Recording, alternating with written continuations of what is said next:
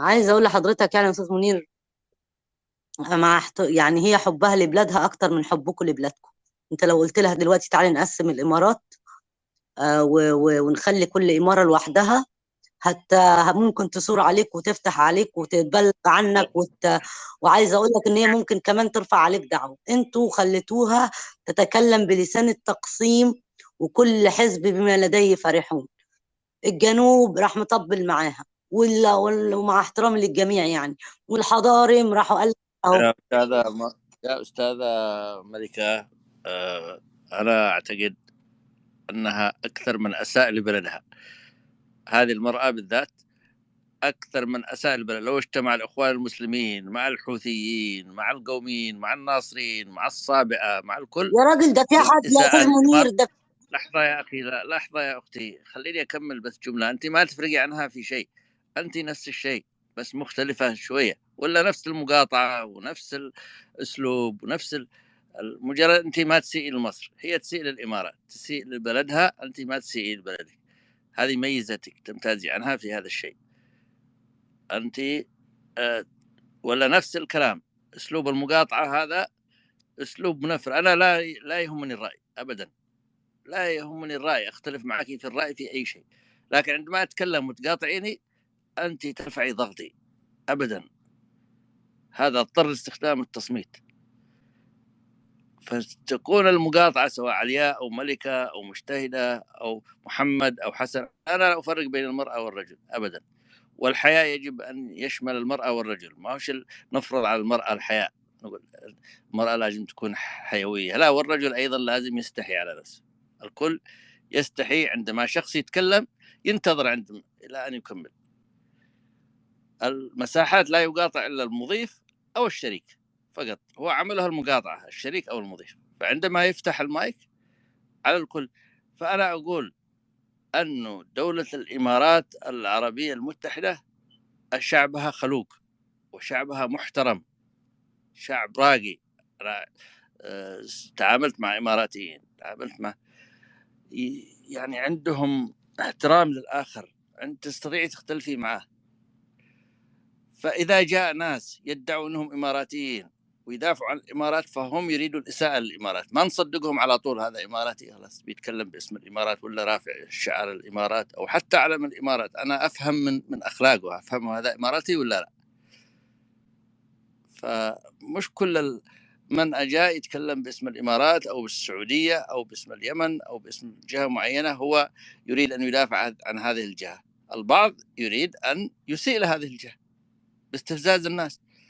عندما إنسانة تدعي أنها إماراتية أو شخص أو حتى رجل، ما يفرق عندنا امرأة أو رجل، يدعي يستفز الناس للهجوم على الإمارات، فأنا أفهم على طول غرضه السياسي، أنزل على طول من السبيكرز. وإذا شفت إماراتي محترم ألح عليها بالصعود يتكلم عن بلده ويعطي، لأن أنا ما عندي مشكلة مع الدول، ما عندي مشكلة مع الدول، لا مع الإمارات ولا مع السعودية ولا مع اليمن ولا مع مصر ولا مع الشعوب، ما عندي مشكلة، ما عندي المرض اللي فيه عند البعض هذا. تفضل يا ملكة، تفضلي. يعني انت بتجيبني زيها عشان بقطعك يا منير؟ انا اسفه يا سيدي، انا هقفل بقي بالسوسته اول ما تكون انت بتتكلم. حاضر. بس ما تقارنيش بحد. اولا هي ليها قدرها وانا ليا قدري، وهي ليها لسانها وانا ليا لساني، هي ليها افكارها وانا ليا افكاري. انا عمري ما دخلت بلسان لا في حقد ولا في حسد ولا في تفرقه ولا في اي شيء لاي دوله. لأي دولة زي ما أنت بتنادي بتغيير الأنظمة أو إن في حاجة غلط لازم تتصلح، فأنا يعتبر زيك، لأن أنا يعني يهمني زي ما يهمني حياة المصريين، يهمني حياة أهلنا في اليمن وفي أي مكان عربي، لسبب واحد، لأن إحنا ظهر البعض. بس ده اللي أنا عايزة أقوله لك. والوقت اللي جاي واللي إحنا شايفينه على الأرض يقول إحنا كشعوب محطوطين في دايرة يعني فيها زخم كتير وعلينا هجوم كتير من أفواه كتير.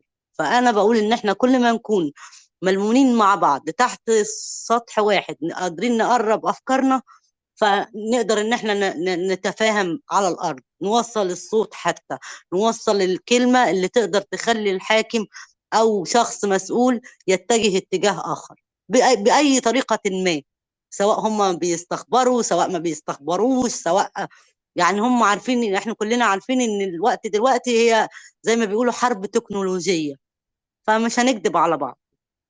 فلا تحطني في سلة مع حد ولا تحط حد معايا في سلة بعد إذن حضرتك، مع احترامي لمقامك وقامتك. انت عارف ان انا بحترمك وبختلف معاك كتير، لكن انا بحترم كل اللي انت عملته في بداية مساحتك مع اهلنا في اليمن، لان مساحاتك فتحت عقول اليمنيين كتير بالاصوات اللي دخلت وتكلمت وتحدثت، وقدرت تقرب بين العقول. هي اخر كم مساحة، وانا قلت لك يمكن رأيي في الموضوع ده، لكن انا بحترمك يا منير عامة يعني. سواء انت ليك حركات كده عندك استفزازية، لكن انا عارفة ان من وراها مأرب معين، وعارفة ان انت مش قصدك ان انت تستفز الناس بطريقة اللي هم فاهمينها على قد قصور عقولهم. ده اللي انا عندي اقوله لك. ثانيا انا بقول لك انت قابلت ان هي تتكلم بالتقسيم بلسان تقسيمي، فانا واحد كل الناس قالت لي ده داخل عندي بيقول لي الجنوب حضرموت، الشمال الحوسه، مش عارفه ايه، وبيسب على فئه مقابل فئه اخرى. فهل انا هقبله؟ هل هي انت لو عملت مساحه لبلدها بنفس اللسان اللي هي بتتكلم بيه عنكم، هي هترضاها؟ مش هترضاها، ولا انا هرضاها على بلدي، زي ما انا طيب مرضاش على مصر طيب ان هي اسمحي لي اقول لك تتقسم. وجهة نظري في الموضوع هذا. اتفضل. اسمحي لي اقول لك في وجهة نظري انا بالنسبة للرأي السياسي لا يهمني تطالب بالانفصال بالتقسيم هذا أضعه في خانة الرأي السياسي. رأيها سلبي من اليمن إيجابي ما يهمني. أنا يهمني في المساحة كشريك في المساحة أنه ما تقاطع أحد، هذا يهمني. أما رأيها السياسي هجومها على المكونات السياسية، على حوثيين، على أخوان مسلمين، على شرعية، على أي طرف سياسي لا يهمني. أنا عندي سقف الحرية عالي جدا جدا جدا، لكن أنا في المساحة لا ينزل أحد عندي إلا إذا قاطع. يعني سمبل. عندما شخص آخر يتحدث وهذا يأتي يقاطعه وما هو الشريك في المساحة ولا هو مضيف، هذا يثير أعصابي، أنزله على طول. أو يسيء أحد، يشتم أحد يعني في داخل المساحة. هي قالت عن شخص سعودي موجود، سعودي اسمه عبد الله الصباح، وانا اختلف معه. هذا عبد الله الصباح اختلف معه تماما في رايه، واعتبره يعني متشدد اسلاميا. ما يعني رايه لا يعجبني ابدا، لكن تقول عنه تافه امامي وانا شريك في المساحه. هذا التافه نزل هذا التافه، استفزتني.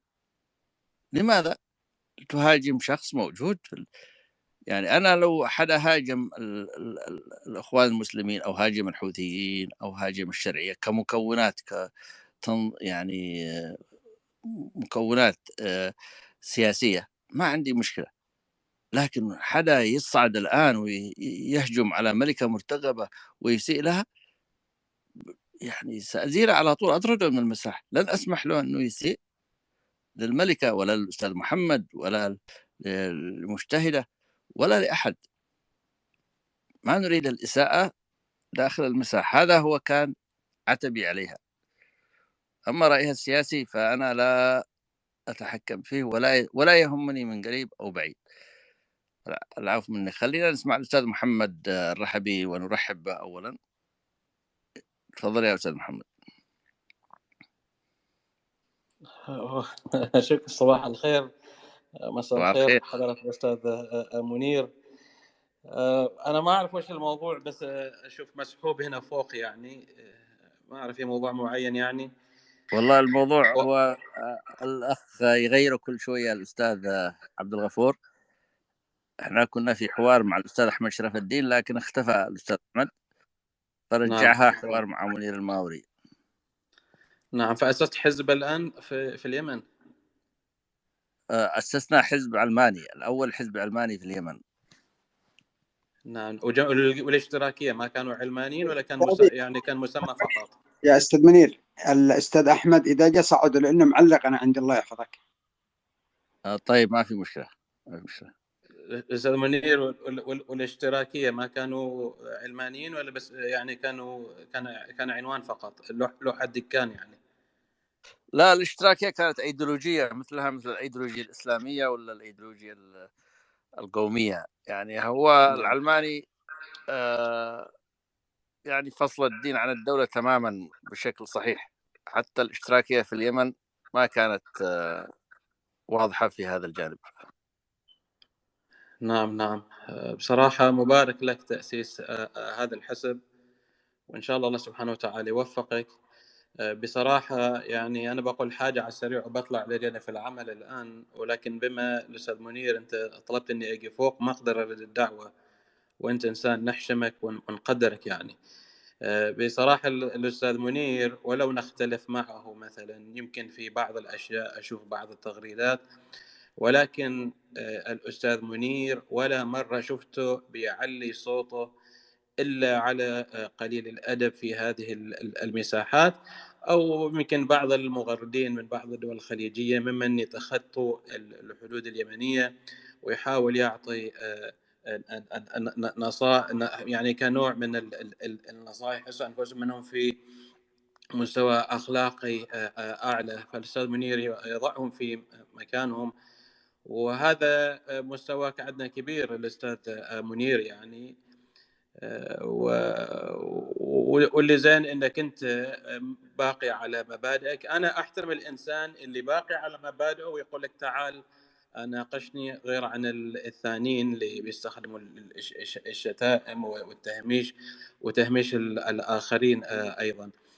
فانا هذا اللي عندي الان. مبارك لكم تاسيس هذا الحزب. يعني ما أعرف هل فتحتوا مكتب، هل عندكم www حاجة ممكن نشوفها، وممكن فإحنا كوننا فقراء ما عندنا حملات إمكانات مالية. كل شيء فيرتشوال، كل مكاتبنا على الإنترنت، كل نشاطنا على الإنترنت، وحتى عضويتنا وكل يا أستاذ عندنا منير، ده موقعنا صدق الرئيسي على يا الإنترنت. أستاذ منير، ده صدق والله يا محمد، ما فيش حزب. اسمعي، أن الأستاذ منير ذكر حاجة مهمة جدا، وكونه هو يعيش في دولة والسيليكون فالي مش بعيدة عنه، يعني وادي السلكون مش بعيد عنه. ذكر حاجة، قال كل حاجة فيرتشوال، يعني ما في استخدام ورقي. يعني أنا أتوقع أن الأستاذ منير هذا الحزب راح يكون أول حزب لا يستخدم الأوراق أبدا. حتى أختام الموافقة على عضوية الحزب راح تكون أختام رقمية، الموافقة الرقمية، ويستخدموا سترايبس وباي بال وهذا كله يعني. طيب أقول لك سر آخر يا أستاذ محمد، أقول لك سر يعني جديد عن مشروع نحن بصدد. بس المجموعة هنا الخليجيين بيقولوا هذا العماني طلع هنا فوق ومع الأستاذ منير وبدأ يعطي أسرار، فهنالك تعاون عماني مع الحزب العلماني في اليمن بعد التعاون العماني مع حكومة صنعاء. فشفت الأستاذ منير كيف لا بس هذا شوف احنا الآن بصدد إنشاء دولة على الإنترنت، دولة لها جوازات سفر، لها كل شيء ما عدا الحدود، سيكون مقرها الرئيسي لاحقا. سنستأجر في نيوم، مدينة نيوم السعودية. عندما يتم إنشائها أو يكتمل إنشائها سيكون لنا مكاتب هناك، وسوف نصدر جوازات سفر ودولة معترف بها. أستاذ منير، ممكن أقول حاجة؟ احنا ممكن ناخد مقر في الربع الخالي. قال لك ان الربع الخالي مستقبله قدام هيبقى كويس. سيبك من نيوم ممكن في اي لحظة طرف الهواء الشاشي، فخليك في الحتة اللي في المنتصف دي. الأستاذ منير، لماذا لا تفتح مكتب في مسقط؟ يعني بما انه اذا نقول مثلا خربانة، وبعدين هذا مكتب أنصار الله في مسقط، في مكتب جنبهم فاضي يعني ومطل على البحر يعني على شاطئ القرم، فماذا رأيك في هذا القول؟ والله شوف، عمان، أنا أحب عمان، لكن شوف، لا أريد أن أسبب لكم صداع، لا أريد أن أسبب لكم. وجود حزب علماني في عمان سوف يثير لكم بعض المشاكل، فلا أنصحكم بذلك. ما هو المكتب جنب دار الأوبرا السلطانية، وفي العروض الأوبرالية والباليه والمتاحف، في موقع زين يعني إذا بغيت تشوف يعني. وعمان ليست دولة متشددة دينيا وليست علمانية جدا يعني بالانفتاح الكبير هذا يعني. فنرحب بك الأستاذ منير يعني. وهل هذه عضوية الحزب الأستاذ منير مفتوح يعني لليمنيين فقط من مواليد اليمن، أو من الجالية اليمنية في الخارج، أو نقول مثلا مواليد اليمن ولكن يحملوا جنسية غير اليمنية، أو مثلا نقول من عرب الجزيرة العربية ممن خرجوا أجدادهم من مدة طويلة، يعني مثل نحن خرجنا من اليمن مدة طويلة جدا. ولكن على حال الفكرة الحزب هذا virtual political party باللغة الإنجليزية مهمة جدا يعني. وإن شاء الله سبحانه وتعالى يوفقكم وتحكموا اليمن بالعدل وبالعدل، والله سبحانه وتعالى يوفقكم لما فيه الخير يعني. شكرا لك يا أستاذ محمد، شكرا لك، حياك الله. وما نريد أن نعطلك عن عملك كثيرا، فمشاركتك مشكورة على أنك شاركت معنا، وستكون أنت عضو فخري في الحزب معنا، يعني أنت من الأعضاء الفخريين إن شاء الله، وربما تكون عضو أساسي يعني. أنا هنا أعلن عن قبول العضوية في الحزب العلماني اليمني، العضوية الفخرية. ولكن الرجاء أنكم تقوموا يعني بتقييد، يعني أني ما أتخذ القرار ولا أصوت يعني، إنزين، ولا أصدر تصريحات يعني هي جلسة فقط نشرب شاي العدني كذا وأمشي عنكم فقط يعني. وتصريحات يعني من الميمنة ومن الميسرة يمكن تغيظ أعدائكم، والله هو نصيركم إن شاء الله.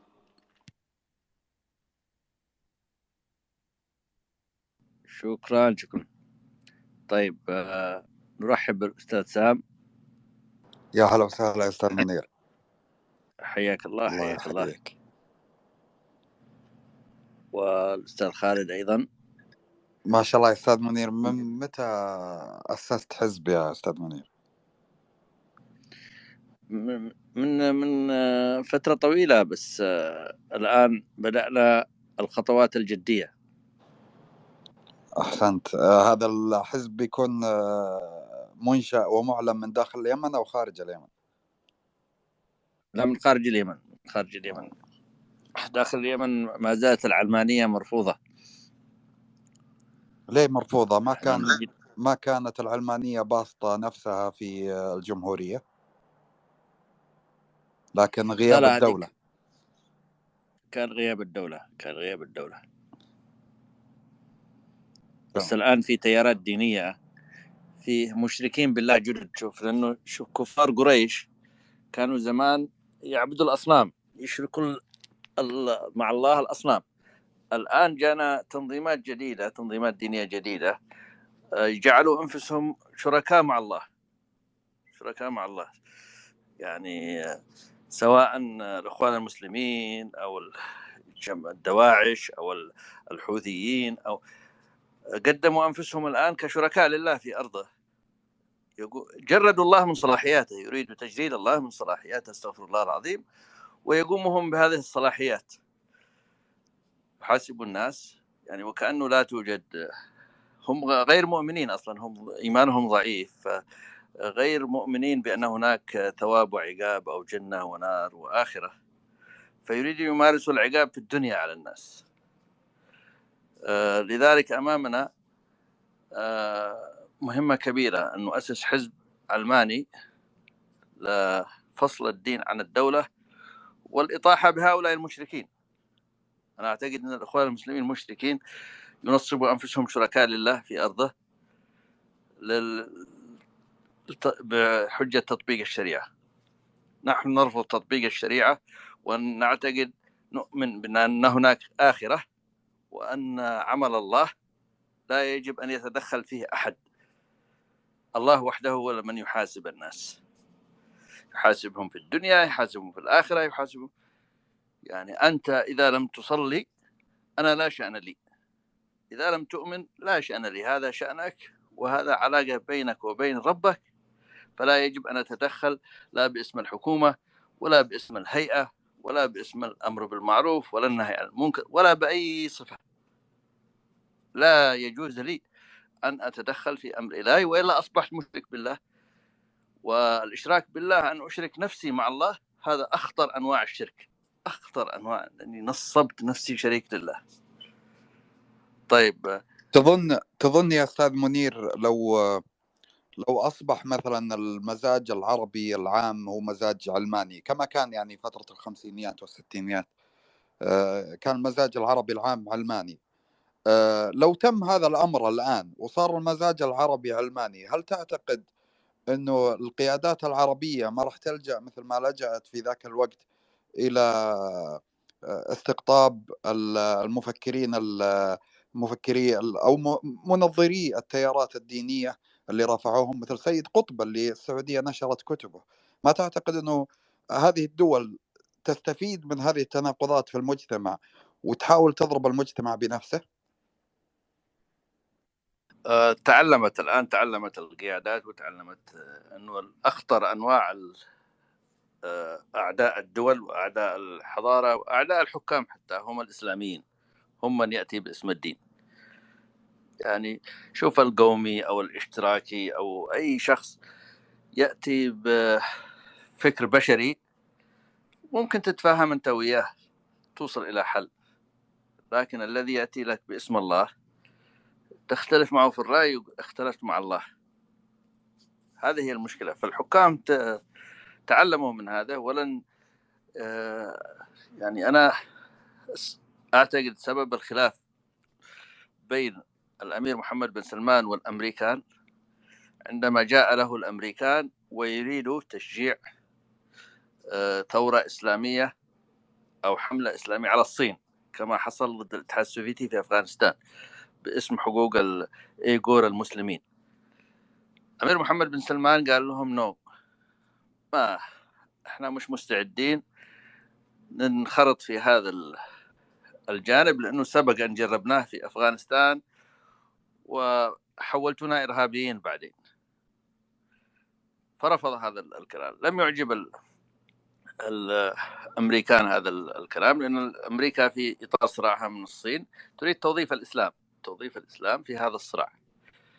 فالعرب بدأوا يدركوا هذا الشيء، فرفضوا. والجميل أن الأمريكان أيضا واقعيين، عندما تنفذ له أي شيء خلاص يقبله، وإذا رفض يعني ما يكابر أو يحاول أنه يفرض عليك بالقوة، لكن يقتنع أنه من حقك أن تقول ما تريد. كيف المعذرة، آسف يا أستاذ منير، بس أستوقفك هنا. يعني أعتقد يعني قناة بانما، الموقف التاريخي في قناة بانما والانقلاب العسكري اللي تم على يد الأمريكان بسبب رفض الحكومة البانامية حفر القناة لصالح الشركات الأمريكية، يؤكد على أنه الأمريكان يستخدمون يعني أدواتهم للإطاحة بدول أخرى وحكومات دول أخرى في سبيل مصالحهم. يعني نماذج كثيرة والله يا أستاذ منير، يعني ما تغيب. بانما يعني من أشهرها، لأنها حقيقة أقامت حكومة، والحكومة هذه أول قرار لها هو توقيع اتفاقية مع شركة أمريكية لبناء يعني قناة بانما، اللي كانت مصلحة أمريكية بحتة، 100% مصلحة أمريكية. هوغو تشافيز الرئيس الفنزويلي، والمعاناة اللي يعيشها الشعب الفنزويلي لسنوات طويلة، ما كانت هذه بسبب رفض السياسات الاقتصادية والسياسية لأمريكا في العالم؟ وكان نعم، هو رفض السياسات الأمريكية لها ضريبة، لكن أمريكا ليست رب العالمين تقول له كن فيكون. أمريكا بالمقابل ما استطاعت الإطاحة بكاسترو في كوبا جنب أمريكا، ما هيش بعيدة يعني. لما أمريكا ما تستطيع خلاص تحاول وحاولت الإطاحة بكاسترو، لكن ظل 50 سنة وهو يحكم بلده رغما عن أنف أمريكا. فإذا طلبت الأمريكا من السعودية شيء وما استطاعت، ربما تحاول أن تؤذي السعودية في شيء أو شيء، لكن السعودية أكبر من كوبا وأقوى من كوبا، تستطيع تصمد إذا أرادت، يعني ما في ذلك من شك. والأمريكان أيضا لهم مصالح مع السعودية سوف يراعونها في نهاية الأمر، يعني لن يتعاملوا معها بالعداء المباشر زي ما تعاملوا مع كاسترو أو مع نورييغا أو في هذا الإطار. ففي السياسة عندك مجال تأخذ وتعطي، ما هيش أبيض وأسود. طيب في الأخ USA، الصورة مش غريبة عليها لكن نسمع الأستاذ USA. صباح الخير أستاذي منير، حياك الله يا أخوي. يا مرحبا. هذه صورة المرحوم الشيخ سعود الناصر الصباح، سفير دولة الكويت في واشنطن دي سي وممثلها في الأمم المتحدة أثناء الغزو العراقي. فأول شيء أحييك على الحزب العلماني.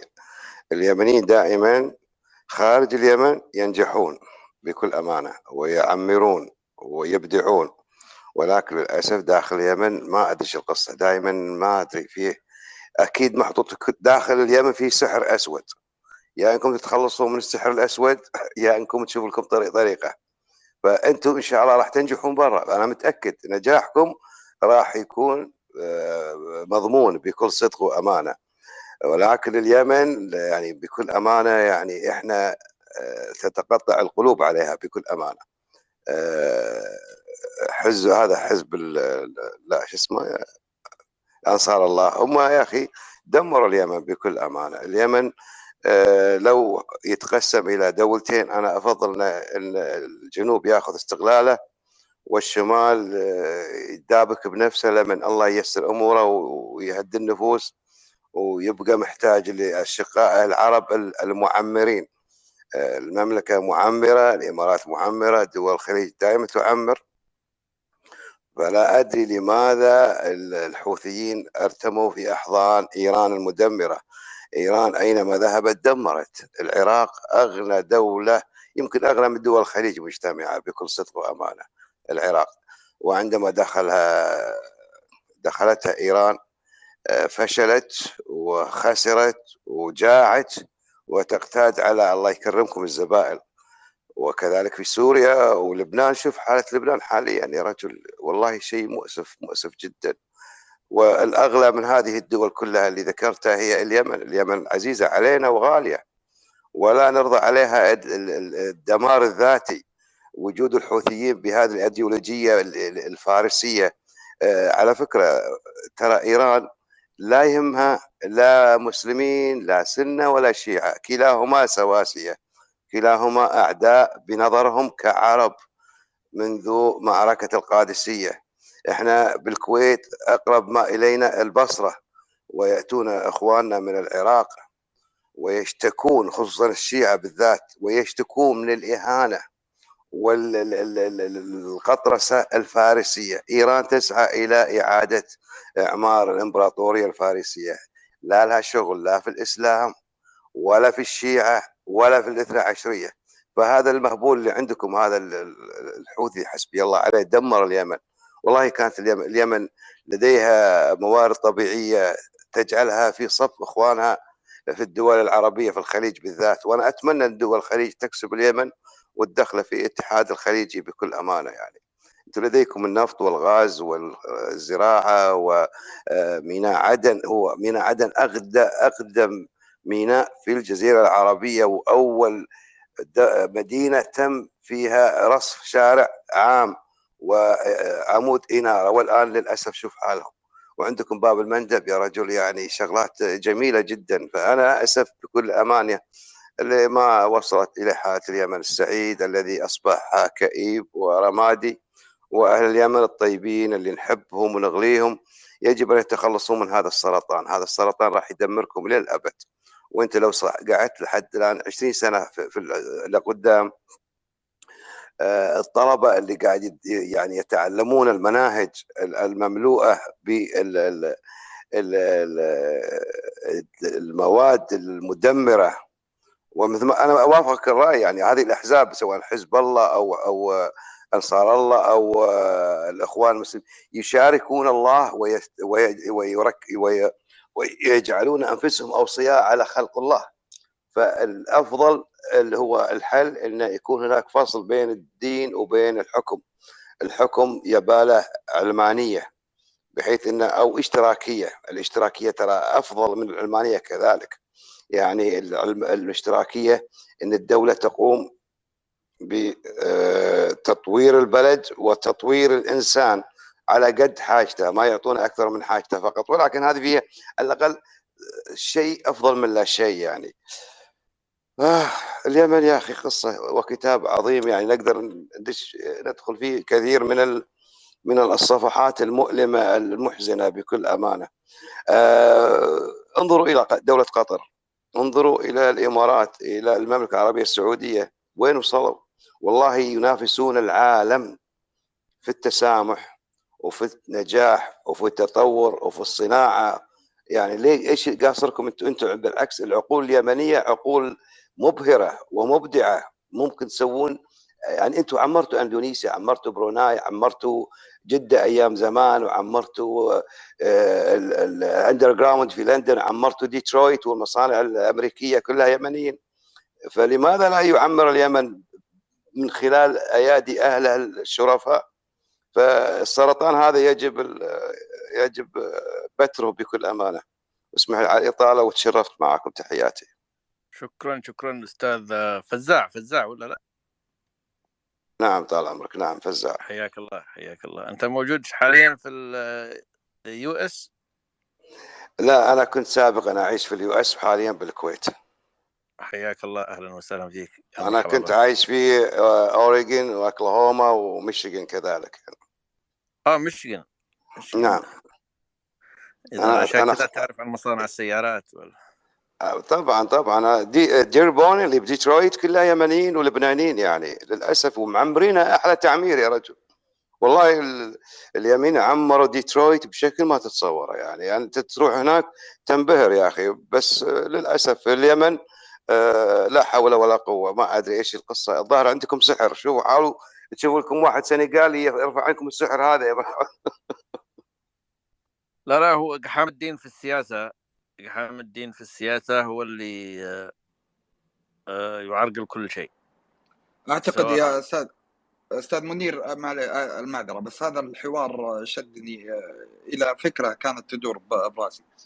الحق قال انه المجتمع العربي في امريكا بحاجه بادي، يعني بوليتيكال بادي يمثله ويكون صوت له، يعني اكثر من الزحام اللي احنا عندنا بالوطن العربي من الاحزاب والقوى السياسيه وغيرها. يعني العلمانيين اللي موجودين في اوطاننا الاشكاليه منهم حقيقه، سوء منهم في عدم التنظيم، عندهم خمول ما هو طبيعي، وبالتالي تروح دائما الفائده للاسلاميين كونهم فاعلين، هم اللي مستعدين يضحون، هم اللي عندهم تنظيم وما الى ذلك. الان يعني اسال نفسي دائما لماذا لا يجتمع العرب يعني بقوة ضغط سياسية مثل ما هو مسموح لهم بالقانون الأمريكي؟ والله أنا لا أؤيد هذا. أنا صراحة أنه تجمع العرب في أي تجمع عربي في أمريكا سيكون وبال علينا، لأنه سيدخل لنا أساليب العرب. الآن نشوف مدينة ديربون اللي تكلم عنها الأستاذ فزاع، أصبح المير عربي ومعظم أعضاء مجلس المدينة عرب، فتخربت المدينة، تخربت لأنه نقلنا إليها العقلية العربية في الإدارة والوساطة يعني فأنا أستاذ منير، أنا ممكن أشاطرك الرأي أوافقك بعدم وجود الشيء هذا، لأن عندك في مينيسوتا الأخت الصومالية اللي فاز عندما ينتمون إلى الأحزاب سواء الديمقراطيك ولا الريبابليكان، فهم يسيرون على أجندتهم، ما ليس لهم ذاك الضغط. وكذلك هناك واحدة عراقية وواحدة فلسطينية موجودين. ماذا فعلوا؟ الفلسطينية كانت تسب الحكومة الفلسطينية بكل أمانة وتسب الشعب الفلسطيني، شبه مؤيدة، لأنها إذا أرادت أن تستمر في النجاح في هذه الانتخابات يجب أن تماشي اللوبي الصهيوني، واللوبي الصهيوني هو مسيطر على السياسة الأمريكية مثل ما أنت عارف الشيء هذا. فالعرب ممكن أنتم تشكلون أحزاب لدولكم وليس لأمريكا. أمريكا خلاص يعني أنت تنسلخ من الروحانية العربية خلاص. إذا عشت في أمريكا تقول مالي مال اليمن، خلاص هذا كل يوم واحد رافع لي رشاش وجنبيه ومشكلة، خليني أعيش وحياة حلوة يا أخي هناك في أمريكا. تعيش يعني تشتغل وتعيش عيشة كريمة بكل أمانة يعني. اللهم أنك تدفع التاكسز وتعيش حياتك وتكفى شرك وخيرك من بقية أما أنك تكون لك حزب يمني هناك ومن ثم تنقله من اليمن إلى عفوا من الخارج سواء في أمريكا أو أوروبا إلى داخل اليمن.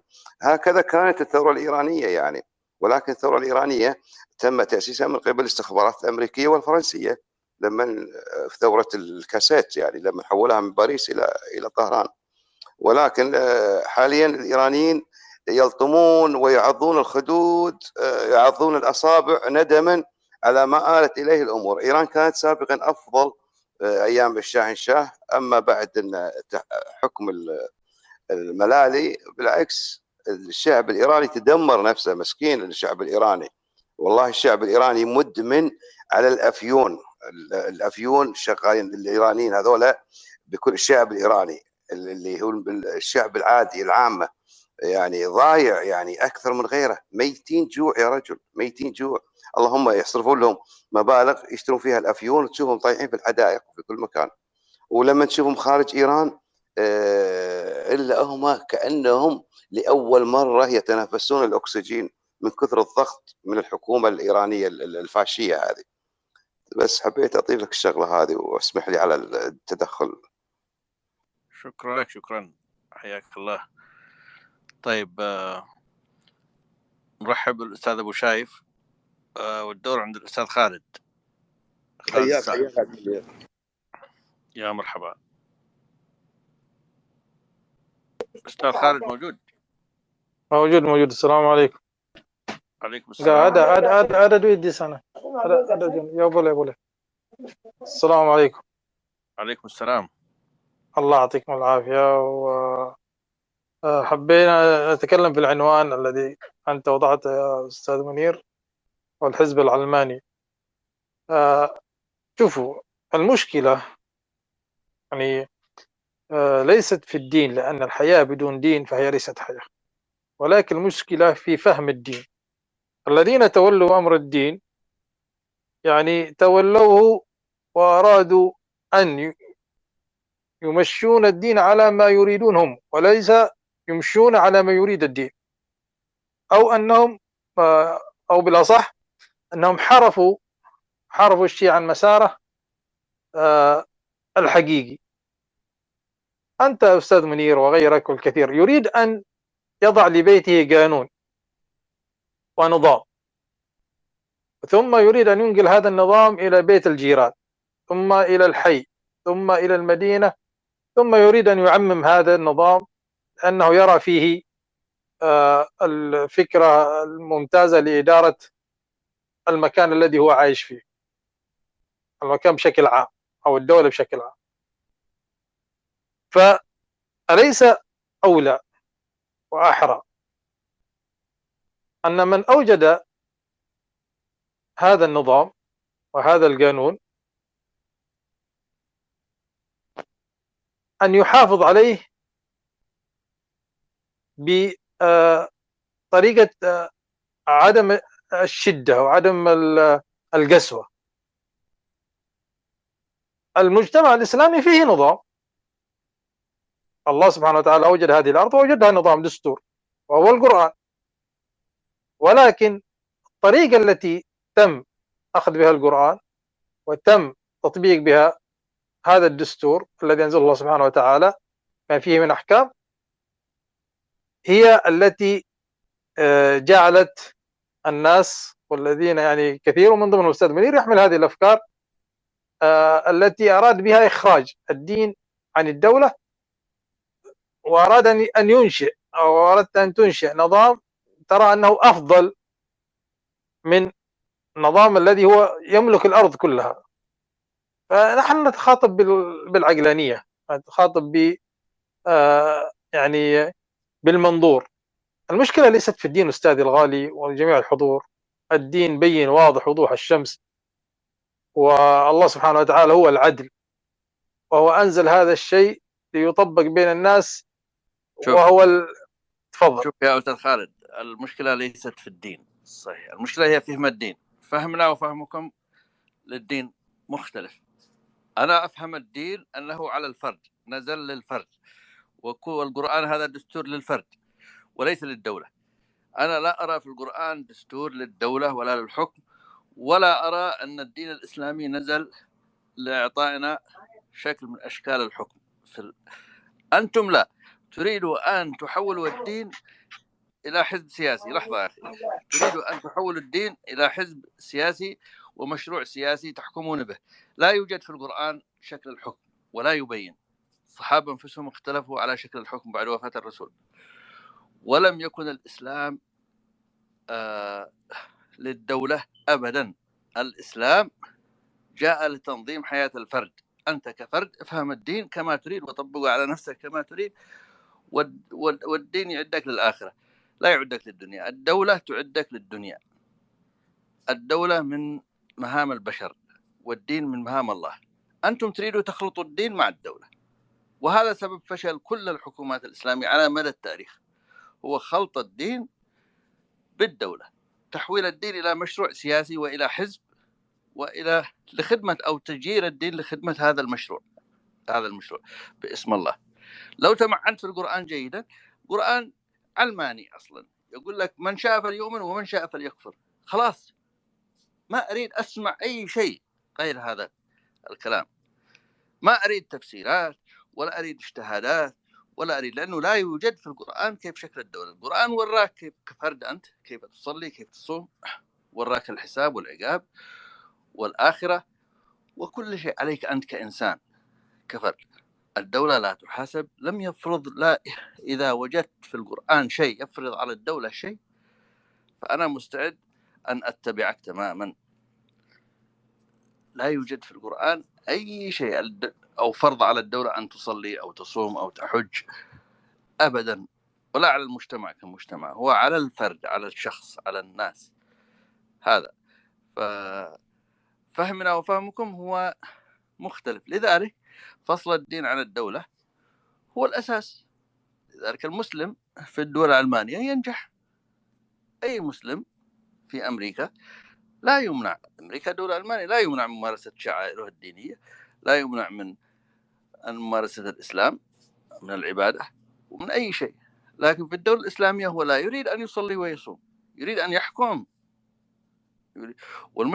المشكلة ليست بيننا وبينكم، المشكلة بينكم أنتم كإسلاميين تختلفوا في تفسير الدين. الحوثي له تفسير والإخوان المسلمين له تفسير، وكل واحد يأتينا باسم الدين. فنحن نريد أن نزيح كل هذا العبث يا أخي، وطبق الدين كما تريد أنت. طبقه إن شاء الله، يعني يكون عندك مذهب خاص بك لك، ما في داعي تتبع أي مذهب، اتبع ما تريد.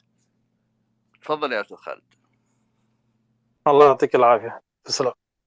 شوف، نحن أول أنا لا أتبع إلى حزب ولا يعني إلى منظمة، والحمد لله أنا مستقل بفكري ولا أؤمن بالأحزاب. هذا أولا. ثانيا، لا يمكن أن تصلح الدنيا إلا يعني لا يمكن أن تصلح الآخرة إلا إذا صلحت الدنيا. نحن أو أنا أريد أن أطبق الدين في بيتي. تمام؟ أنت تقول الدين طبقها أنت شخصيا، صح؟ نعم، طبقها على نفسك.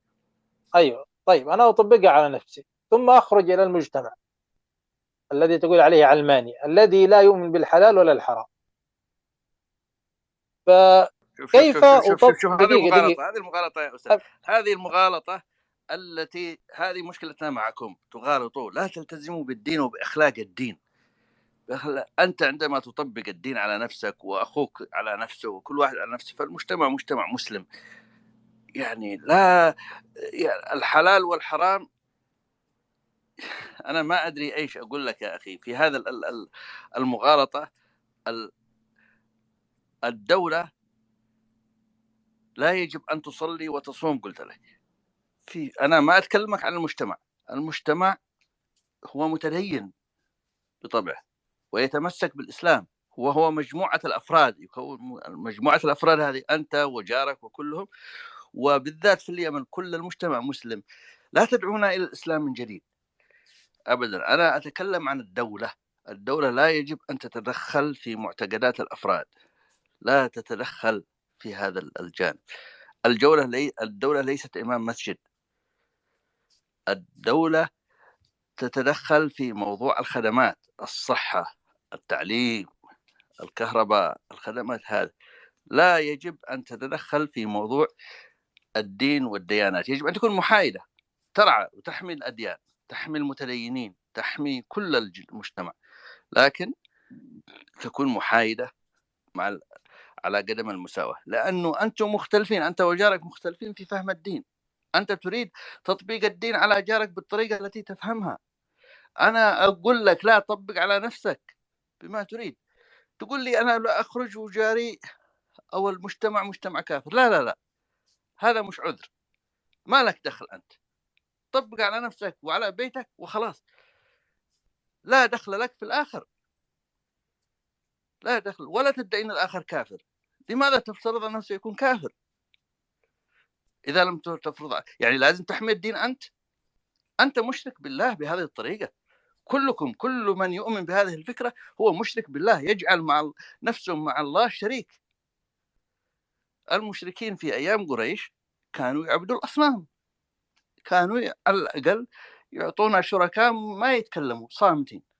أنتم لا، شركاء متحركين، شركاء مع الله، تجعلون من أنفسكم شركاء.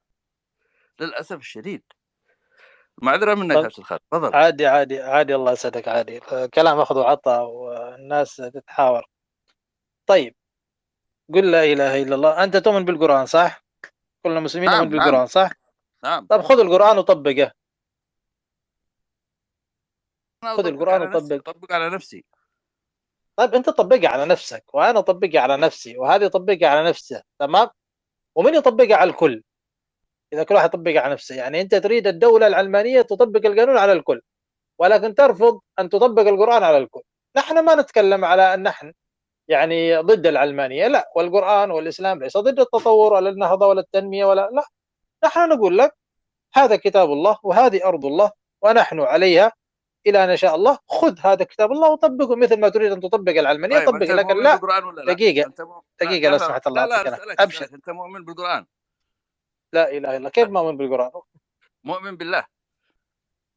الحمد لله. مؤمن بالآخرة. الحمد لله. إذن القرآن يقول لك أن هناك رب العالمين وهو بيده الثواب والعقاب، وفيه يوم القيامة سيحاسبك إذا لم تصلي، إذا لم تصوم، إذا لم تطبق القرآن. يعني بين لك القرآن ذاته أن فيه كيف ثواب أطبق يا أستاذي؟ كيف أطبق يا أستاذي؟ كيف أطبق؟ تفضل تفضل. لحظة. في الآخرة لماذا تجعل من نفسك شريك لله وتحاسب الناس في الدنيا؟ لماذا هذا الشرك؟ ألا تكون هذا شرك بالله؟ لماذا تتدخل في أمر إلهي ما دام أنت مؤمن بالله وبالقرآن وإيمانك؟ إلا إذا كان إيمانك ضعيف هذا شيء آخر. إذا أنت تشك في وجود الله وتريد أن تجعل من نفسك مقام الله وتطبق القرآن على المجتمع، فمعناته أنت لا تثق بالله. ليش يا أستاذ منير، ليش أنت تأخذها من هذه الزاوية؟ ليش تأخذها أنت من هذه النقطة إن أنا لا نسأل الله تعالى يعني اشرك بالله؟ لا، أنت أنا شوف كبشر. لحظة دقيقة بشر. لحظة. شوف اسمعني عشان شوف. أنا كبشر تلقيت القرآن هذا وتلقيت الرسالة. أنا لا أقبل منك ولا من أي بشر آخر أن يحاسبني في الدنيا على أي شيء. أنا مؤمن بالله ومنتظر الحساب في الآخرة، ولا أقبل أبدا، لا أعطيك الحق أبدا. إذا أعطيك الحق معناته أنا مشرك بالله، وضعتك شريك مع الله، وضعتك شريك. أنا أرفض هذا رفضا قاطعا، أن يأتي بشر يحاسبني في الدنيا أو يوريني أمور الدين، مطلقا مطلقا مطلقا. ليس لديه حق، هو مشرك، يريد مستغل الدين، مدلس، كافر، لا يؤمن بالله ولا يثق في الله. إذا عندكم ثقة في الله اتركوا الله يحاسب الناس، يحاسبهم في الدنيا، يحاسبهم في الآخرة، يحاسبهم. أو قولوا لنا بالواضح أنتم لا تؤمنوا بالله، وأنكم تريدوا أن تأخذوا بزمام الأمور بيدكم. هذا هو اللي حاصل. لا تريدوا تفصلوا الدين عن الدولة. طيب تعطيني نص دقيقة عشان نعطي المجال البقية، عشان ما يكون الحوار شخصي. الله يعطيك العافية. طيب تفضل. الله يسعدك. شوف، أنت تريد أن تفصل الدين عن الدولة، لأن مشكلتك لا في الإسلاميين وليس في الدين، وتريد أن تطبق القانون الذي أنت تراه، ولو تريد أن تطبق القانون الذي الله أنزله سبحانه وتعالى. مش تقول والله أشرك بالله أو أشارك الله، لا. الله سبحانه وتعالى مثل ما ترى نفسك أنت ولي على الأرض، الله سبحانه وتعالى أنزل هذا القرآن وهذا الكتاب ليحكم في الأرض. الله سبحانه وتعالى يقول: ومن لم يحكم بما أنزل الله فأولئك هم الظالمون، أولئك هم الكافرون، أولئك هم المشركون. فكيف نحكم بما أنزل الله ونحن نبعد القرآن عن سياسة الأرض؟ هذا الذي أردت أن أقوله. والمجتمع هو الذي سوف يقرر. من بعد عن ما أنزل الله سوف يعاقبه الله ويعاقب الدولة بشكل عام، ومن طبق ما أنزله الله بما أراده الله ليس بما أرادته نفسه وهواه سوف يجد الخير في الدارين. وهذا الذي حبيت أن أقوله، ويعطيك العافية على سعة الصدر. شكرا لك. ناقشنا كثيرا موضوع ومن لم يحكم بما أنزل الله. هذه نزلت في اليهود، وفي سياق أنتم تأخذوا من القرآن ما تشاءون وتنتقوا أبدا. هذا مشكلة الكفار. أنا أعتبركم كافرين مع احترامي لكم جميعا. الإسلاميين كفار، أعتبركم كفار ومشركين بالله. ما أخذ منكم لأنكم أولا مش متفقين أصلا في طريقة الحكم. ثانيا تؤولوا القرآن بالطريقة التي تخدم أهدافكم، الطريقة التي تخدم مشاريعكم السياسية. يعني تدليس، نصب واحتيال في الدنيا على الله باسم الله. ومن لم يحكم بما أنزل الله فأولئك هم الكافرون. هذه نزلت، اقرأ ما قبلها واقرأ ما بعدها، وتعال قل لي ايش فهمت منها. اقرأ ما قبلها وما بعدها، وهي تتكلم عن اليهود في سياق تاريخي معين، ولا تتكلم عن الحكم كحكم سلطة. هي تتكلم عن القضاء. إذا في اثنين اختلفا، اثنان من اليهود أو من المسلمين أو من أي طرف اختلفا في شيء، احكم بينهم بالعدل بما أنزل الله، لأن قد بين لك في القرآن الله كذا كذا، تمام. لكن ما تكلم عن السلطة كسلطة. القرآن لم يأتي بشرائع في أسلوب الحكم. لا قالنا ديمقراطي، ولا قالنا جمهوري، ولا قالنا ملكي، ولا بين أي شيء. أنتم تريدوا تحكموا بما تريدوا وتقولوا هذا حكم الله، هذا شريعة الله. هذا كذب، هذا خداع، هذا تدليس، هذا نصب، هذا احتيال، هذا كفر. لأنه لا يوجد في القرآن تبيان، لا يوجد أبدا تبيان لشكل الحكم في الدولة. وتأتي ومن لم يحكم بما أنزل الله. طيب إيش أنزل الله في الحكم؟ هل قالنا جمهورية، ولا قالنا ملكية، ولا قالنا إيش مجلس نواب؟ هذه الأشياء من صنع البشر، أنتم أدرى بشؤون دنياكم. نحن الذي نحددها، لم يحددها الله، تركها لنا. الله أرحم منكم، الله غفور رحيم، أرحم بنا منكم.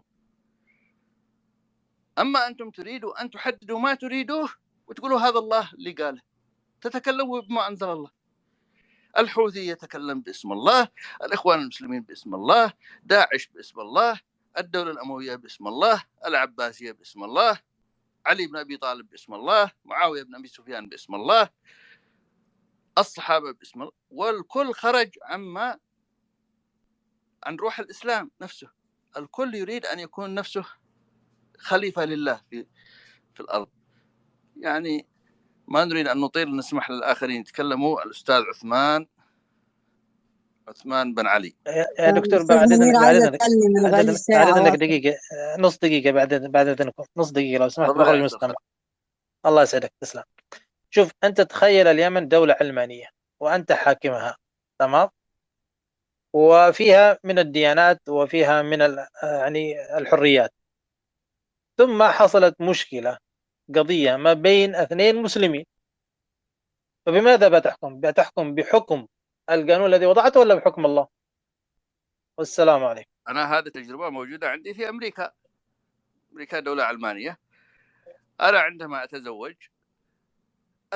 أذهب إلى المسجد، شيخ المسجد يعمل عقد الزواج بالطريقة الإسلامية. لا، أمريكا خلي الزواج العلمانية. يا أستاذ، عفوا أقول مشكلة قضية في القضاء.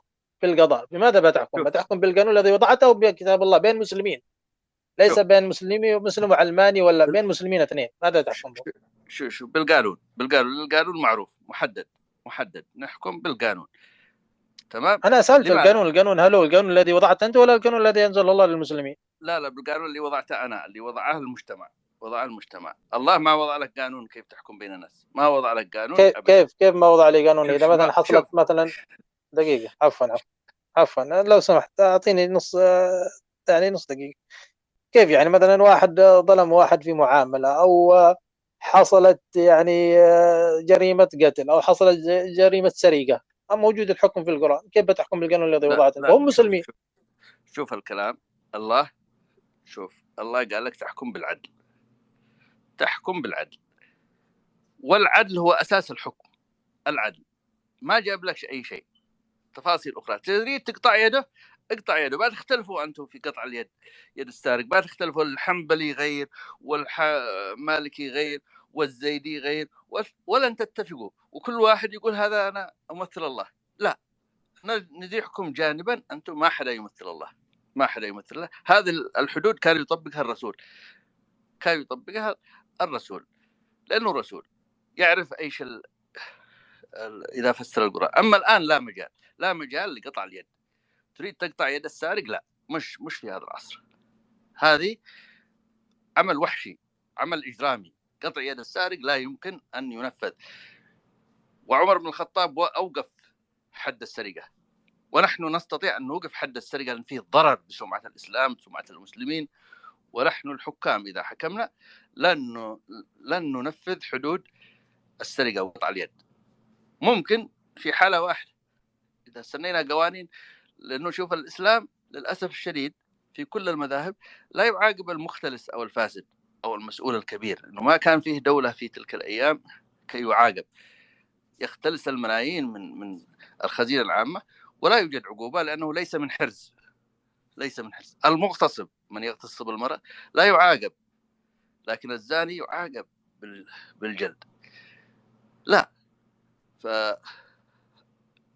مثل هذه الأمور تحتاج إلى نتفق ونسن قانون ونطبق القوانين نتفق عليها. أما يأتي لي حاكم قاضي يحكم لي بها، لأنه إحنا مش مشكلتنا الآن مع الإسلاميين إنه مختلفين إحنا وياهم. المشكلة إنه مختلفين مع بعضهم البعض، لن يتفقوا على الحدود، ولن يتفقوا على الشرع، ولن يتفقوا على القوانين، ولن يتفقوا على شيء. كل واحد له تفسير للقرآن مختلف عن الآخر. فنحن نريد نحل هذه المشكلة بينكم، مش بيننا احنا وانتم. احنا ما عندناش مشكلة اصلا، احنا لا نرفع السلاح ولا نطبق رأينا بالقوة. نحن نريد فقط ان نعطي فكرنا. انتم اردتوا تطبقوا طبقتوا، ما اردتم هذا شأنكم. احنا فقط نعطيكم، لا نفرض بالقوة. انتم من يفرض كل شيء بالقوة وبالسلاح؟ الجماعات الإسلامية، الأحزاب الإسلامية. أما الأحزاب العلمانية أو اللادينية لا ترفع السلاح مطلقا. تفضل يا عثمان، تفضل. شكرا. صباح الخير عليك يا أستاذ منير، وصباح الخير على الأستاذ الزيبق عبد الغفور، وصباح الخير على من موجودين في مساحتك الكريمة. شوف، أول حاجة أنا بأتكلم الحوار مع منير الماوري مؤسس الحزب العلماني في اليمن. أنا كيمني أتمنى أنه يعني نمشي إلى حكم علماني، لأنه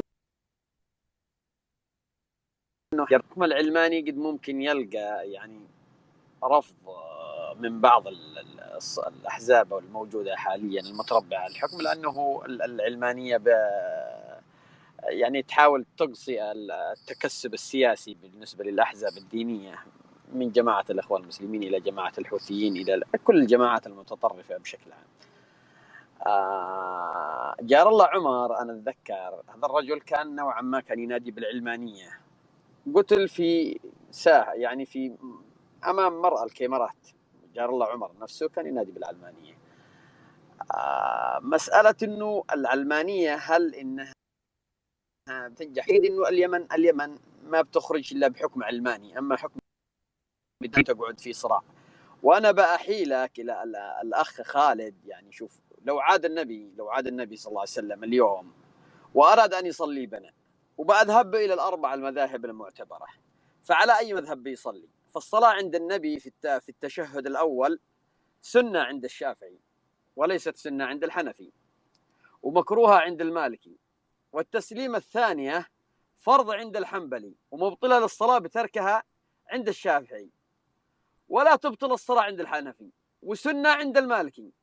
أما الشيعة والمذاهب اللي يعني أنت عندك الآن 120 مذهب، إذا المذاهب الأربعة من أهل السنة ما اتفقوا على شيء، على الصلاة أساسا ما اتفقوا على الصلاة، فما بالك بحكم.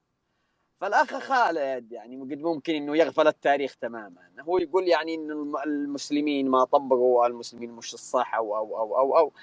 شوف يا أستاذي الكريم، أنا بحيلك أول حاجة إلى الصحابة رضوان الله عليهم، لأنه هي المفروض أمة قد خلت، ولكن لننظر هل طبقوا الإسلام الصح.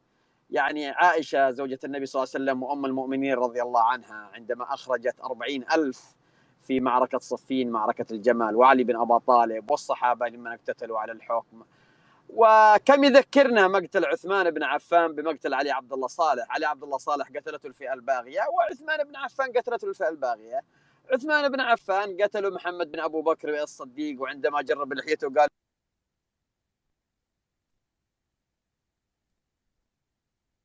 الصوت بيقطع يا منير. نعم بيقطع. طب ممكن أتكلم عشان أنا مستنية الدور بعد إذنك؟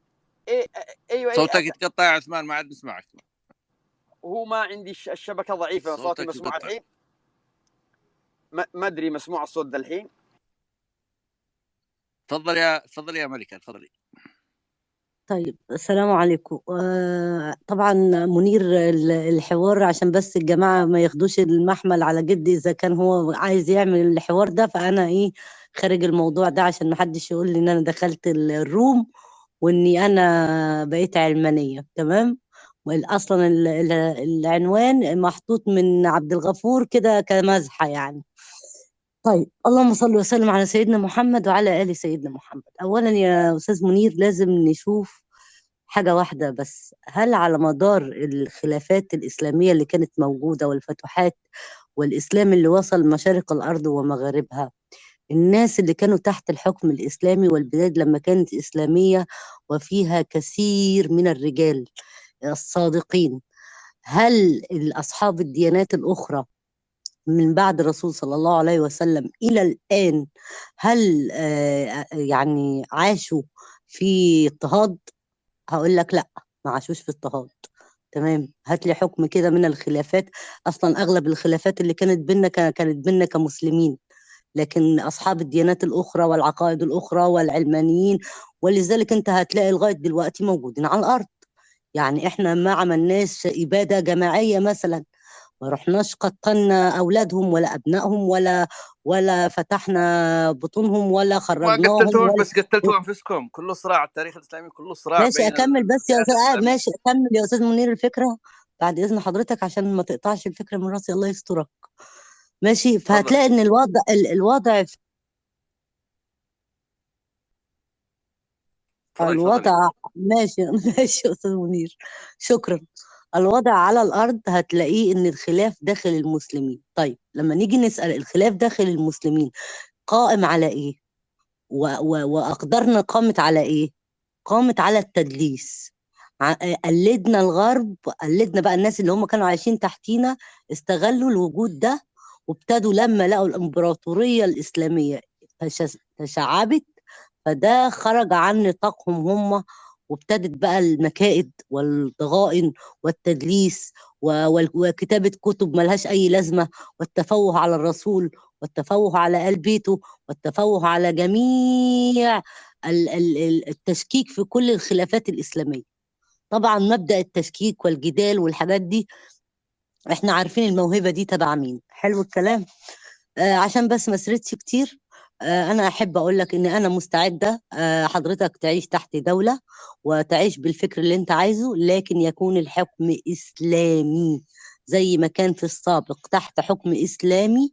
عيش زي ما انت عايز، عيش بفكرك، عيش بحريتك، زي ما انت عايش في امريكا تحت حكم يعتبر مجوسي ماسوني، في منحرف ملحد مخلط، زي ما انت عايش هناك هتعيش تحت حكم الإسلام زي كده بالظبط.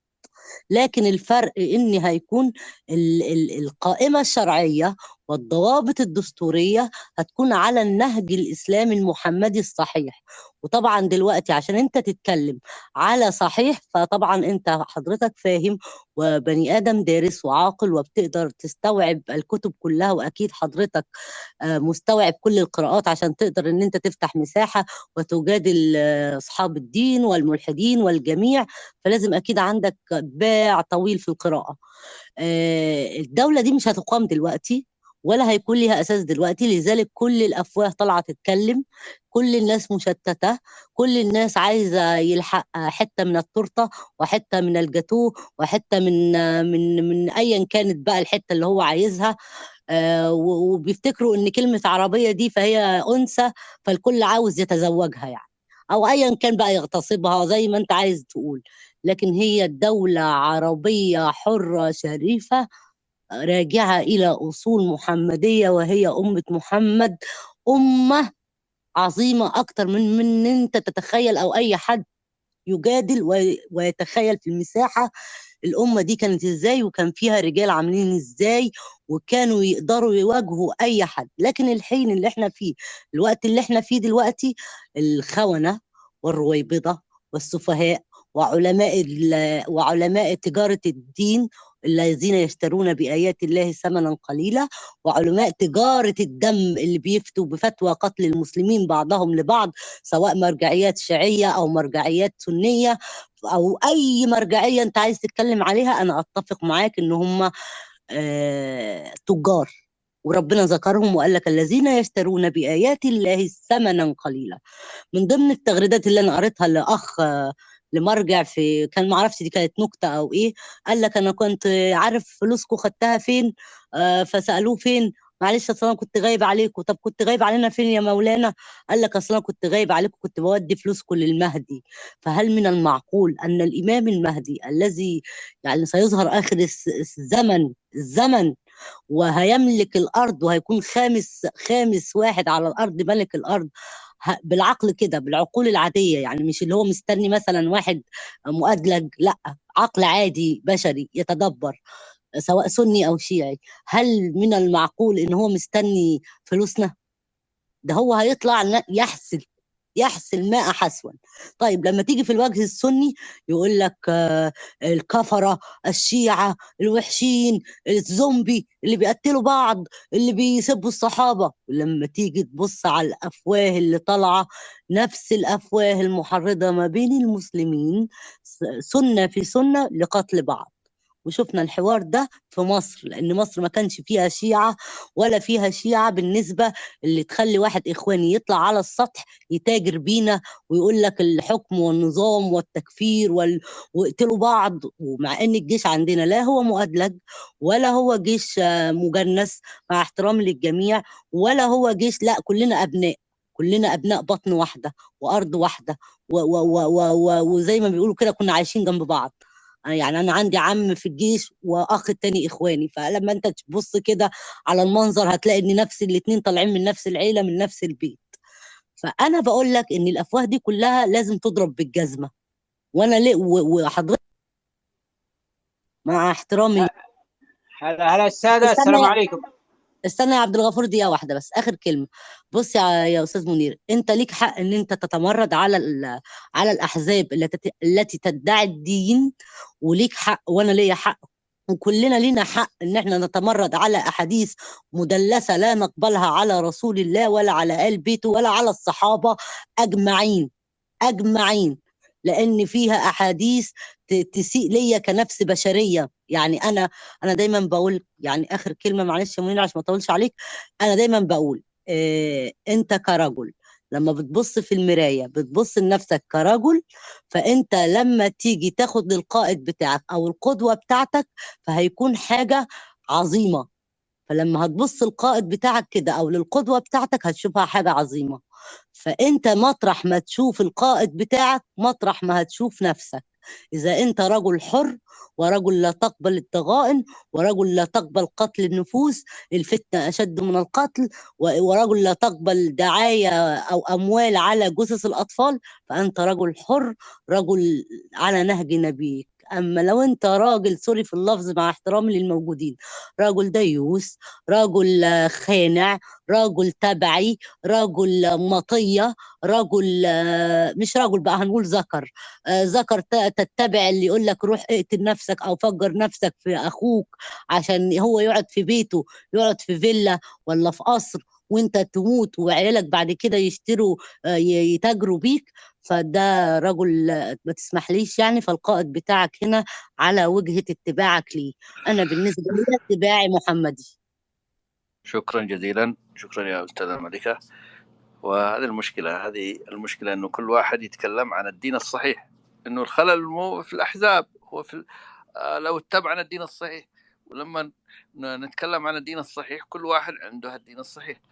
طيب العلمانية ليست لحل الخلاف بيننا وبينكم في أي شيء. الخلاف العلمانية هي حل، احنا نقدم العلمانية كحل الخلاف بينكم أنتم أيها الأحزاب الإسلامية المؤمنين بالدين الصحيح، كل واحد مؤمن بالدين الصحيح. العلمانية هي تقدم الحل، حيادية الدولة، حيادية الدين. نريد الدين أن يكون محايد، أنت طبق الدين الصحيح اللي تؤمن فيه على نفسك، هذا ما تتدخليش في الآخر، وهو يطبق الدين الصحيح على نفسه، الدين الصحيح اللي يؤمن فيه أنه صحيح، وكل واحد يطبق الدين الصحيح الذي هو مقتنع به بأنه صحيح على نفسه. لأنه إذا كل واحد ادعى أن عنده الدين الصحيح ويريد أن يطبقها على الآخرين حتكون معركة زي ما اللي داير في اليمن، زي اللي دار في بين علي ومعاوية، زي اللي دار على مدى. يعني أنت تكلمتي أن الأقليات عاشوا تحت حكم الإسلام بأمان، ما حدش ظلمهم، ما حدش حاربهم. طيب المشكلة أن المسلمين ما عاشوش بأمان، المسلمين قتلوا بعضهم البعض. تتكلمتي عن أن السنة يحاربوا بعضهم البعض في مصر، وهم سنة وهم مذهب واحد كلهم، ليست شيعة وسنة. فالمشكلة هذه بين المسلمين أنهم يتقاتلون بعضهم البعض، يقتلون بعضهم البعض باسم الدين، وكلهم بيدعي الدين الصحيح. لذلك العلمانية هي باختصار حيادية الدين، نجعل الدين محايد، أنه لا أحد يأتي يحكم باسم الدين ويقول هذا الدين الصحيح ويستفز الآخرين، وفي النهاية بيقولوا هذا ديوث وهذا مش عارف إيش، وهذا نفس الكلام عن بعضهم البعض. يعني المشكلة ليست بين العلمانيين والإسلاميين، المشكلة بين الإسلاميين أنفسهم.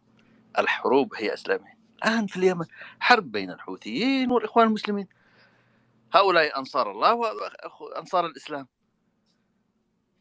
حرب كاملة بين المجتمع، حرب بسبب الدين.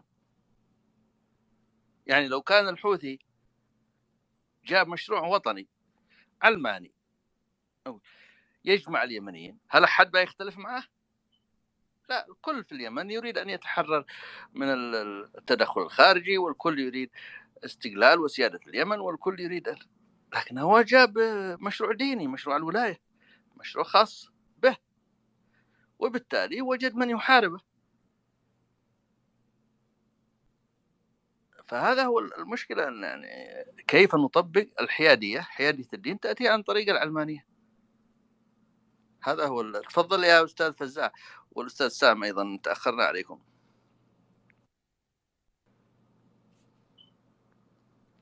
المعذرة. حياك الله يا أخوي. شوف أستاذي، في هناك دراسة قام بها أحد الكتاب الإنجليز عن، تعرف الصلاة والصيام والحج وهذه الفرائض تعتبر فقط 5% من الدين الإسلامي، أما 95% هي مبادئ الإسلام، طبائع الإسلام، العمل بما أمر به الله سبحانه وتعالى من خلال القرآن الكريم. فوجد أن أكثر الدول اتباعا للإسلام هي إيرلندا، وهي دولة مسيحية كاثوليكية، وعندك السويد والنرويج يعني المهم وصلوا إلى أول دولة إسلامية تطبق تعاليم الإسلام اللي هي ماليزيا. وعربيا الكويت كانت رقم 45. شوف الفرق فوق، يعني قدام الكويت كعربية إسلامية 45 دولة أجنبية. فالإسلام الحق، احنا ناخذ الإسلام، احنا كلنا مسلمين مؤمنين بجميع أوامر الله سبحانه وتعالى في أرضه، ولكن لا يوجد دولة عربية أو إسلامية تقوم بتطبيق الشريعة الإسلامية، لا يوجد. حتى من أيام الصحابة، حتى من أيام الصحابة كان هناك في اختلافات في تطبيق الشريعة. فيجب فصل الدين عن السياسة. السياسة هي السياسة العادلة، هي لإقامة الدولة اللي تنظم حياة الناس، أما الدين فهو لتهذيب النفس، والإنسان يكون تعامله بينه وبين ربه. واختلفنا كمسلمين جميعا، سواء سنة، شيعة، أباضية، يعني جميع 72. الرسول صلى الله عليه وسلم قال 72 فرقة، 73 فرقة. احنا الحين عندنا أكثر من فرقة، أكثر من 72 وكلها طغيان وكلها ظلم، وكل واحد يزكي نفسه، ولم يزكي نفسه من خلق الله أو مخاليق الله سبحانه وتعالى إلا إبليس اللعين. فتزكية النفس هذه مهلكة لمن يزكي نفسه بأنه هو وكيل الله في أرضه على بقية البشر. الشيعي يقتل الشيعي، والشيعي يقتل المسلم على الهوية، على السني، وكذلك السني كذلك. يعني في ما حدث في سوريا والعراق أيام الدولة الإسلامية، خلافة على قولتهم، وهي خلافة شيطانية صهيونية. القاتل يقول الله أكبر، والمقتول يقول أشهد أن لا إله إلا الله محمد رسول الله. فهنا الدين يجب أن يترك لأهله، والسياسة لأهلها، وجميعنا ذاهبون إلى المحاسبة أمام الله سبحانه وتعالى. ومن يزكي نفسه فهو مخطئ، ومن يقول أنا والله إحنا ليش نستغفر كل يوم وليش نصلي؟ لأن إحنا خايفين إحنا لا نكون على الطريق الصحيح. ربما إحنا نعبد الله بطريقة خاطئة، ولكن الله سبحانه وتعالى رحمن رحيم يرحمنا في النهاية. والله سبحانه وتعالى أرحم علينا من عباده. العباد ظالمين يا رجل. يعني معركة صفين ومعركة الجمل وإقامة الدولة الأموية والعباسية الأشنع دولة في التاريخ الإسلامي قامت على الدماء، يعني بكل أمانة، للحكم فقط، مو لإعلاء كلمة الله، لا، للحكم فقط. الدولة شكرا أستاذ فزاع، شكرا. عفوا، آسف طولت عليك. آسف. فقط مشان نتيح المجال للآخرين. الأستاذ سام تفضل. أنا على عجالة يا أستاذ منير، على عجالة.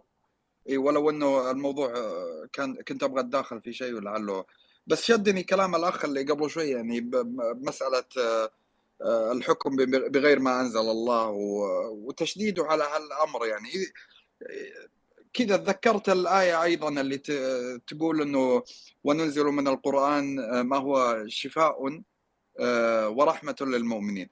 يعني هذه الآية المفترض أنه خلاص يعني نعتمد على القرآن في الشفاء، ونترك العلم وما يتعلق بالدواء والعلم والبحث العلمي فيما يتعلق بالأدوية والشفاء والبحث والطبابة وغيره.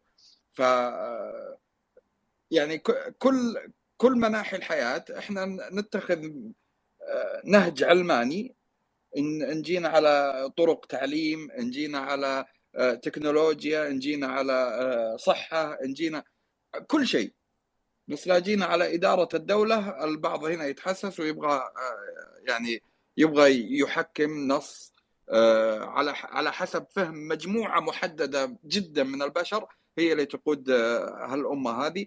وحنا شايفين يعني المشاريع حقيقة كلها رجعية تعود بهذه الأمة آلاف السنوات إلى الخلف.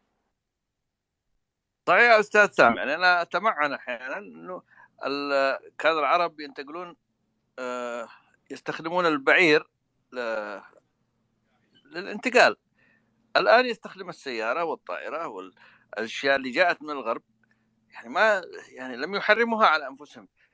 فلماذا في أنظمة الحكم لا يريد أن يتعلم شيء جديد؟ يعني أنت تشوف أن العلمانية فصل الدين عن الدولة أو حيادية الدين نجحت في كل أنحاء العالم، كل الدول التي فصلت الدين، حتى الدول الدكتاتورية، حتى كوريا الشمالية، حتى الصين، كل الدول اللي تبنت حيادية الدين أو فصل الدين عن الدولة نجحت في نظام الحكم. مش فقط الدول الليبرالية الغربية، دول ديكتاتورية، أنا أتكلم عن دول ديكتاتورية ناجحة. فلماذا لا نستفيد منها؟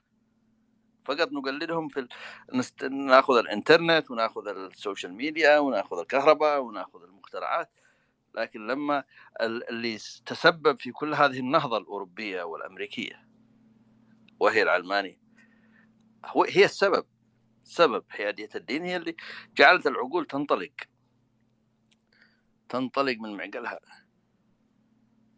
يعني فإذا لم نأخذ بهذا السبب، الأشياء الثانية حتى الديمقراطية لن تنجح عندنا.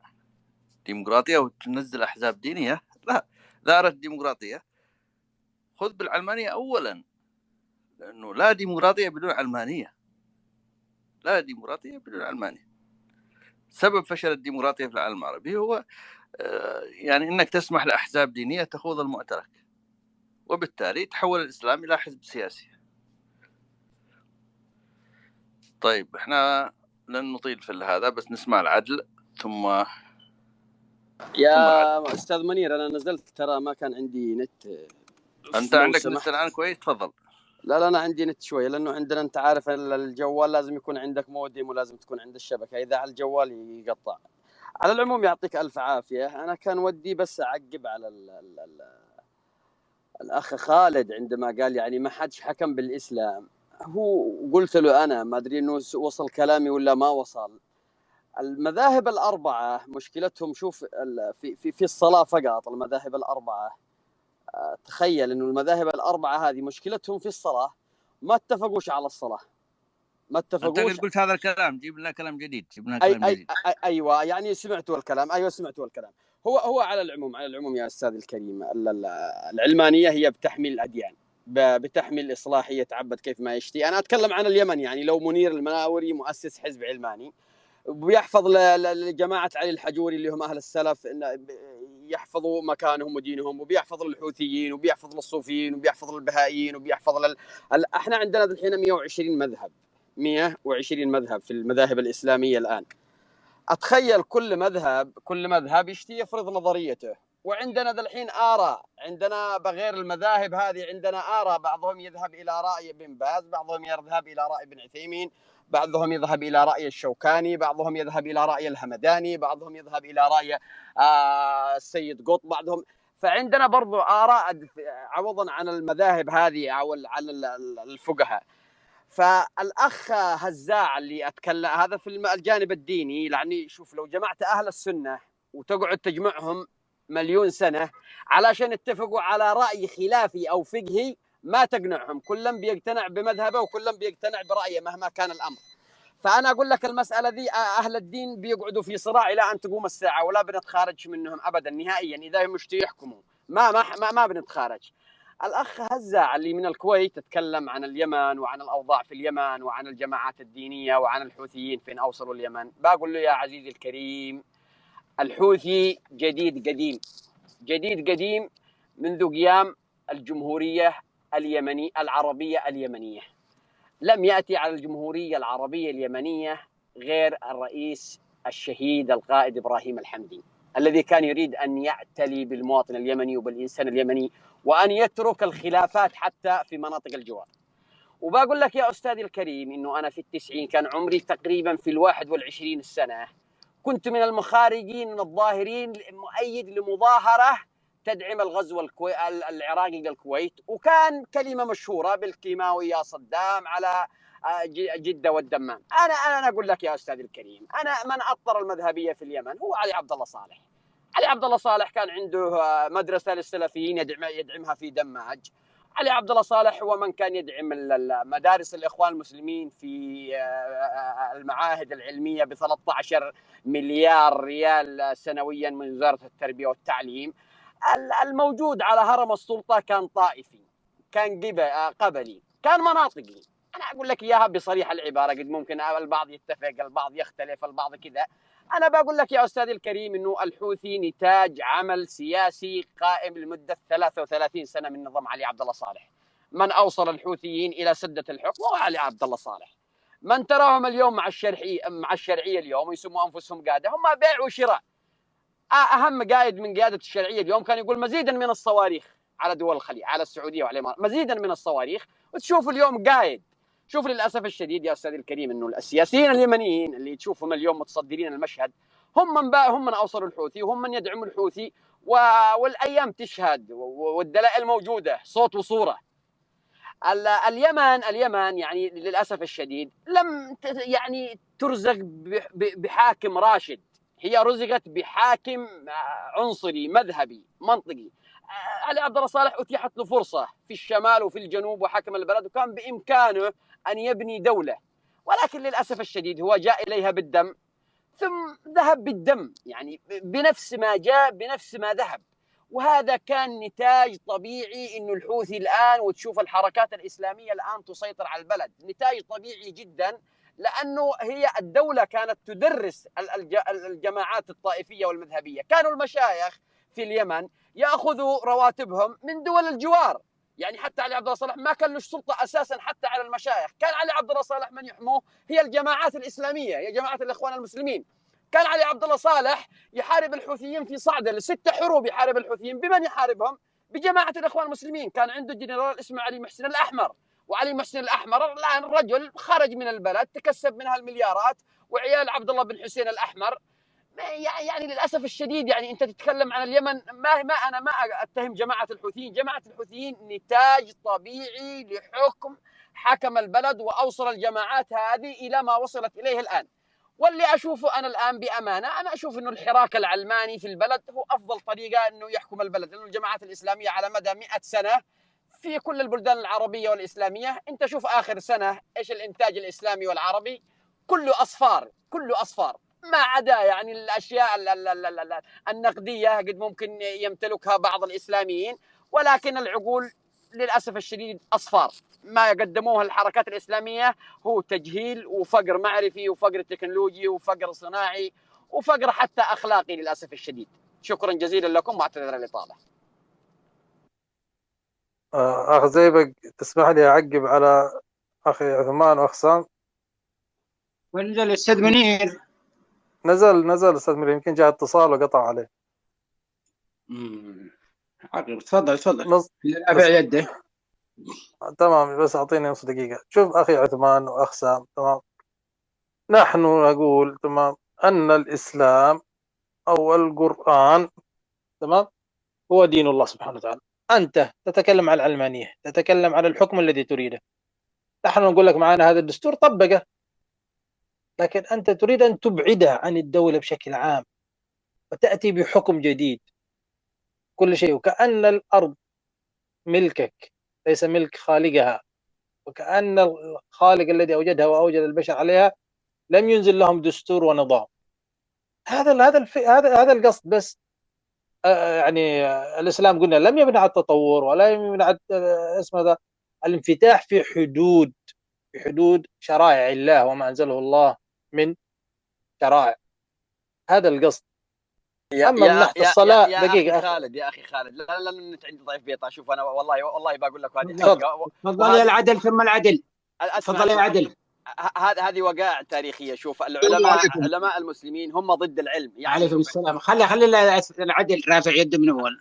التليفون حرام، الدشة حرام، الجوال حرام، كل شيء عندهم عداء للعلم، كل شيء عندهم للعلم عداء للعلم، وانت تعرف يا الكلام هذا. عدنان تفضل يا عدل ثم العدل. اولا الاخ منير يا ريت يطلع لانه قال كلام كبير، وهذا اريد استوضح منه. عندما قال انه يكفر إنا كفار وإنا مشركين، هل معناته انه يكفر المسلمين؟ هذا موضوع. فاذا كان يكفر المسلمين فهو يكفر كتاب الله. الشيء الثاني يقول ان الله لم يسن قوانين في كتابه الكريم. لا، اذا اما انه كان يقرا القرآن ولم يعرف تفاسيره او معانيه، لكن الله فسر وضح كل مفاصل الحياة، كل مفاصل الحياة من حكم إلى غيره، كل شيء مفصل في القرآن. فإذا كان يقرأ القرآن فعليه أن يتمعن في معانيه ويقرأ التفسير ويعرف. أما أنه الآن قضي الأمر فيما كان به يستفتيان، هو قال إننا كفار ومشركين. طيب انت الحين طرحت الفكره حقك والسؤال حقك بيرد عليه. نور الدين عبد الرحمن مدري. السلام تفضل. حياكم جميعا. أنا كان عندي سؤال للأستاذ منير، لكن طالما أنه نزل أنا أنتظر.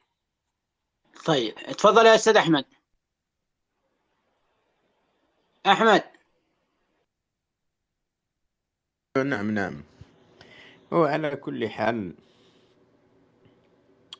يعني بعد الحروب والصراعات اللي حدثت عبر التاريخ من فجر التاريخ إلى اليوم بسبب الصراعات الدينية على السلطة، يعني لا يوجد عاقل يعني يقول بأنه لازم نستمر وندفع الملايين، يعني نقدم الملايين من القرابين مشان نستمر بهذه الحالة. هي لا تحتاج يعني بداهة، لا تحتاج أبدا يعني لتفكير طويل. الصراع اليوم في اليمن يعني وعبر التاريخ كان صراع ديني مذهبي طائفي إلى آخره، ولا زال كما الضحايا بالملايين. هذا خلاف التخلف والجهل والمرض والوضع الاقتصادي المزري وإلى آخره، كل ما ترى من مظاهر سبب الصراع الديني وسبب التدخل السياسي في الدين، من الإمام يحيى للإمام أحمد للصراعات اللي قبلها اللي كانت كلها مذهبية وطائفية، والصراعات لم تعرف الاستقرار إلا بفترات قليلة جدا. ومن يعني الفترة اللي عرف فيها الاستقرار هي فترات يعني فرضت بقوة السلاح لا بالقناعة، لأن الكل يعتقد بأن لديه الحق المقدس